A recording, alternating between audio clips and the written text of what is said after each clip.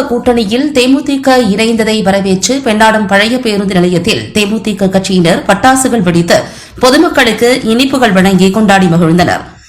தமிழகத்தில் 2026ஆம் ஆண்டு நடைபெறவுள்ள சட்டமன்ற தேர்தலில் இந்தியா கூட்டணியில் தேமுதிக இணைந்ததை வரவேற்று தேமுதிக நகர செயலாளர் இளம்பரிதி தலைமையில் கடலூர் மாவட்டம் பெண்ணாடம் பழைய பேருந்து நிலையத்தில் பட்டாசுகள் வெடித்து பொதுமக்கள், வியாபாரிகள் மற்றும் ஆட்டோ ஓட்டுநர்களுக்கு இனிப்புகளை வழங்கி தங்கள் மகிழ்ச்சியை வெளிப்படுத்தினர்.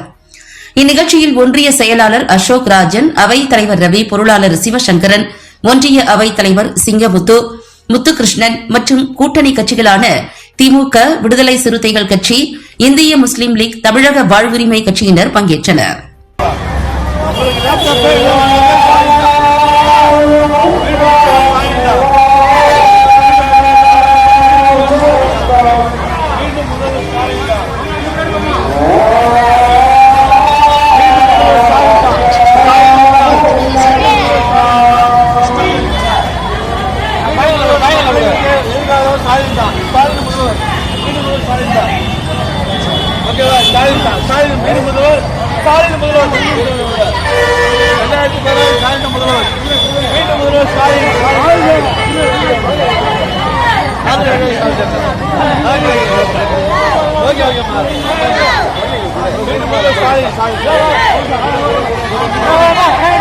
Okay.